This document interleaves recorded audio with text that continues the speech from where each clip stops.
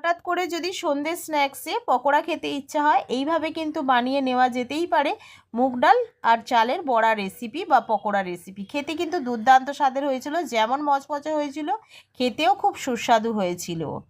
নমস্কার বন্ধুরা, tasty and one byte চ্যানেলে আপনাদের স্বাগত। বন্ধুরা কেমন আছেন? আশা করি আপনারা ভালোই আছেন। আজকে যে রেসিপিটা নিয়ে আমি হাজির হয়েছি, মুগ ডাল চালের বড়া রেসিপি। এর জন্য আমি 1 কাপ মুগের ডাল আর হাফ কাপ নিয়েছি এমনি সিদ্ধ চাল, ভিজিয়ে দিয়েছিলাম, সেটাই নরম হয়ে গেছে। আর যে সকল বন্ধুরা ভিডিওটাকে দেখছেন তাদেরকে অনুরোধ রইল পুরো ভিডিওটা দেখার জন্য। আর যে সকল বন্ধুরা আমার চ্যানেলটিতে নতুন আছেন তাদেরকে অনুরোধ রইল পুরো ভিডিওটা দেখে যদি আপনাদের ভালো লাগে লাইক, সাবস্ক্রাইব এবং শেয়ার করতে কিন্তু ভুলবেন না। তো এখানে আমি প্রথমে চাল আর ডালটাকে পেস্ট করে নেব।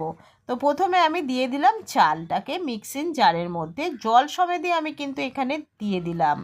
দিয়ে এবার এর মধ্যে কিছু মশলা অ্যাড করব, যেমন 2 ইঞ্চি মতো আদা আর কয়েকটা গোটা কাঁচা লঙ্কা, গোটা রসুনের কোয়া, আর দিয়ে দিয়েছি এখানে আমি জিরে গুঁড়ো, আর দিয়ে দিয়েছি হলুদ গুঁড়ো 1 চা চামচ করে, আর 2টো শুকনো লঙ্কা দিয়ে এবারে যে ডালটা আছে মুগ ডালটা সেটা জল ঝরিয়ে দিয়ে স্বাদ অনুযায়ী লবণ দিয়ে ভালো করে পেস্ট করে নিলাম।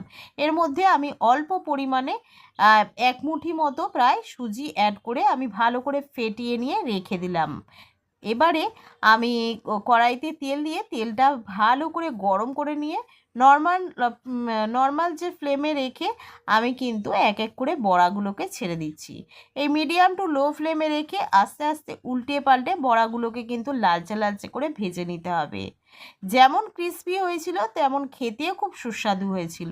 আপনারা চাইলেই কিন্তু এর মধ্যে পেঁয়াজও অ্যাড করতে পারেন, তবে আমি এর মধ্যে পেঁয়াজ দিইনি, এইগুলোই দিয়ে করেছি। খেতে কিন্তু তাতেই খুব ভালো হয়েছে। আর অতি অবশ্যই সসের সঙ্গে এটা খেয়ে দেখবেন, খেতে খুবই ভালো লাগবে। তো এখানে আমি দেখুন সব বড়াগুলোকে এরকম লালচে লালচে করে ভেজে নিয়ে তুলে নেব।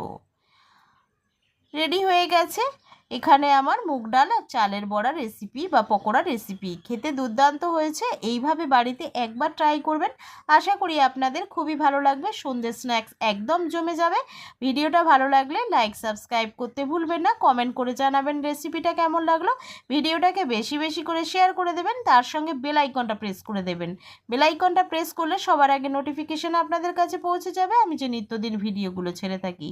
আমি আবারও একটা নতুন রেসিপি নিয়ে হাজির হব। ততক্ষণ আপনারা সুস্থ থাকবেন, ভালো থাকবেন। আজকের মতো এইটুকানি। ধন্যবাদ বন্ধুরা।